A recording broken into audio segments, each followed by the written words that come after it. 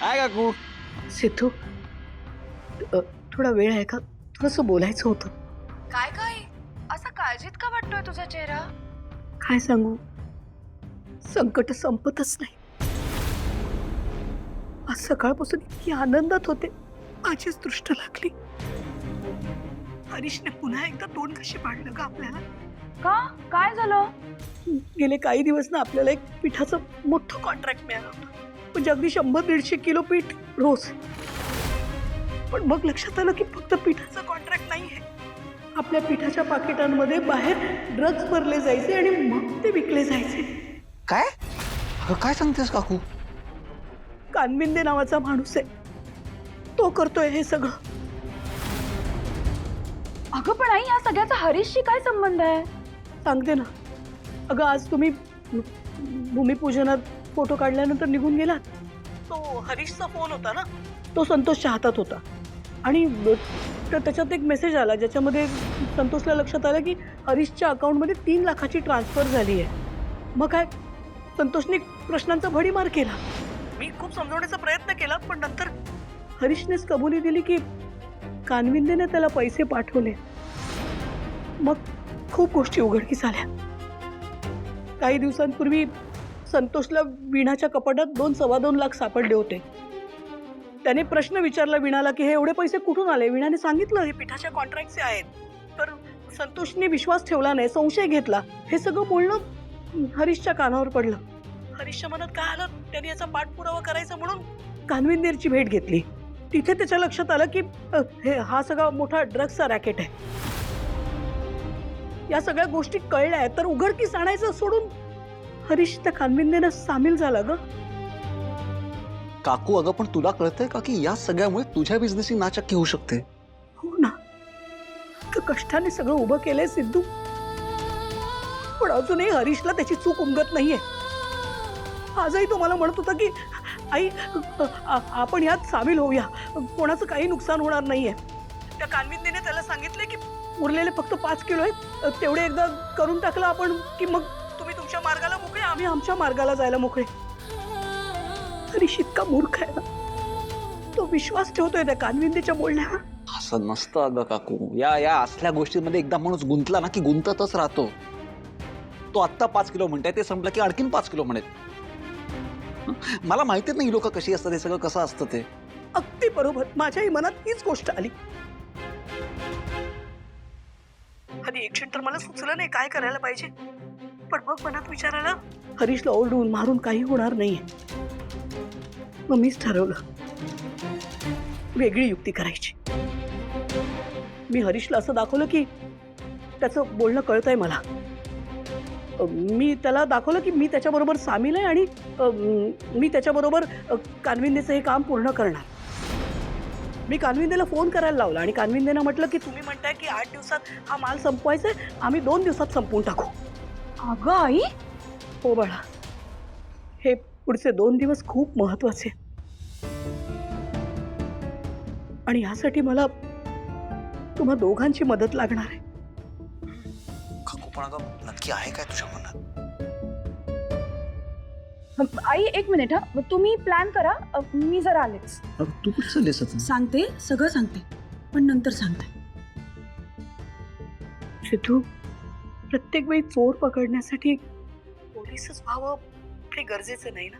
कधी कधी आपण चोरही व्हावं लागतं. ठीक आहे, फक्त काकू या सगळ्यासाठी ना मला काही माणसं लागतील. सिद्धू, माझ्या मुलाला आणि माझ्या व्यवसायाला या ड्रग रॅकेटमधून बाहेर काढण्यासाठी मी वाटेल ते करायला तयार आहे. राजा, काय? उद्या कळेल तुला.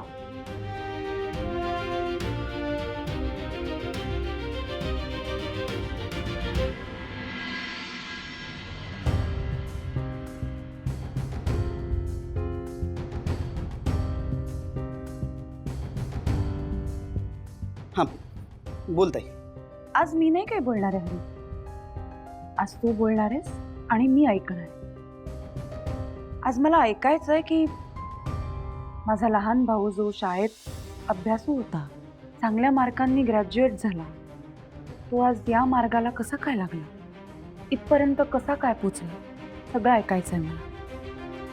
हे बघ हरीश, आम्हाला माहिती आहे तुला नोकरी करायची नाहीये, बिझनेस करायचा आहे, पण हे असं सगळं?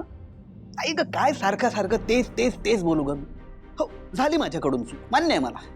पण तुम्ही सगळे असं का ट्रीट करताय मला, जसं काही माझ्याकडून खूप मोठी चूक घडली आहे म्हणून?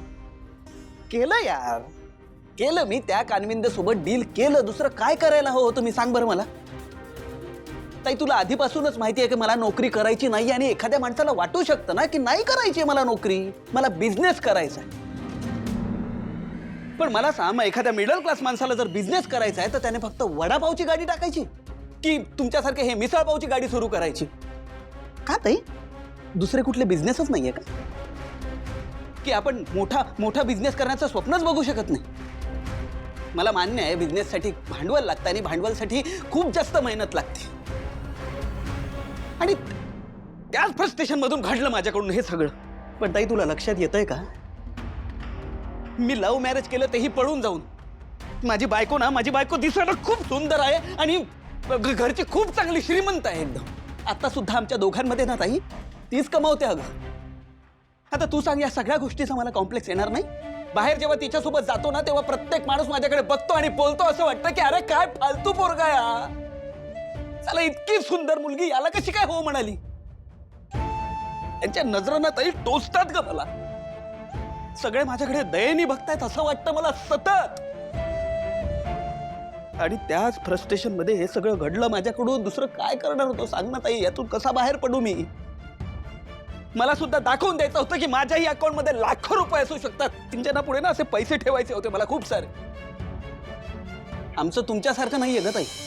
तुझा नवरा काय मुळातच श्रीमंत आहे. आता सुद्धा तुम्ही घर सोडून गेला तेव्हा एका झोपडीत राहत होता. पण तुझ्या नवऱ्याला हे नक्कीच माहिती होतं की त्याच्या घरचे कधी ना कधी त्याला घरी बोलावणारच, आणि झालं तेच. बघ ना, आलात ना तुम्ही पुन्हा घरी तुमच्या. आमचं तसं नाहीये ना. पण सिंचनाला ना ताई स्वतःचं घर हवंय, तिची मोठी लाईफस्टाईल हवी, आणि ती मी तिला आतापर्यंत नाही देऊ शकलोय. चला, मी प्रत्येक वेळी मनापासून प्रयत्न केला, पण नाही होऊ शकलं माझ्याकडून, ते नाही होऊ शकलं. ताई हे बघ, हे फक्त 5 किलोचं काम आहे. एकदा काही झालं ना तर मी यातून मोकळा. हे काय ताई? अगं, मी एवढं सगळं बोललो, काही तर बोल. काय बोलू मी? माझ्या काही बोलण्याने तुला फरक पडणार आहे का? अरे बघ, आजपर्यंत आम्ही घरातले कोणीही कधीच तुला काही वावगं नाही बोललो. हा, बाबा कधीतरी काहीतरी बोलले असतील, तू कमवत नाहीयेस म्हणून दादानी टोमणे मारले असतील, पण हरीश ते आपल्या घरचे आहेत, इतकं तर होणारच ना रे. पण तुझं काहीतरी वेगळंच चालू आहे रे. नाही म्हणजे आम्हाला काय वाटतंय, सिंचनाला काय वाटतंय, याच्यापेक्षा तुला बाहेरच्या लोकांची जास्त पडली. आणि मुळात तू, आम्ही जे तुला सांगतोय, जे वागतोय, त्याचा सोयीस्कररित्या अर्थ काढतोयस रे. मग ठीक आहे ना, कर तुला काय हवं ते. पण एक गोष्ट तुला माहिती आहे ना, सिंचना अजूनही तुझ्या बरोबर आहे, कारण तिचं तुझ्यावर प्रेम आहे. हरीश ती तिच्या घरची सगळी श्रीमंती सोडून आपल्या घरी राहायला तयार झाली. तिला माहिती होतं तुझं घर श्रीमंत नाही आहे, तरीही तिने हे सगळं केलं कारण तिचं तुझ्यावर प्रेम होतं. तिने तुझ्याशी लग्न केलं ना, तेव्हाही तुझ्याकडे नोकरी नव्हती, आणि तुला कधी नोकरी करायचीच नव्हती रे. पण तिने काय सांगितलं की बाबा मी कमावते, पण तू लवकरात लवकर काहीतरी सुरू कर, आपण लग्न करू. काय चुकलं तिचं? पण तुला नाही पटत येते, त्यामुळे तुझ्याशी बोलून काही उपयोग आहे असं नाही वाटत मला. ताई प्लीज, मी हे केलं ताई कारण मला वाटत होतं घरच्यांना माझा अभिमान वाटेल, आणि ताई तो नक्कीच वाटला सुद्धा असता हे जर बाहेर आलं नसतं तर. पण संतोष दादाने ना सगळं काही खराब करून टाकलं. मी मनापासून सांगतो, मी त्या दिवसाची वाट बघतोय ज्या दिवशी ना आई बाबांना, तुम्हाला, सिंचनाला माझा अभिमान वाटेल. हे मनापासून सांगतो. मला सिंचनाच्या आयुष्यातला हिरो व्हायचंय.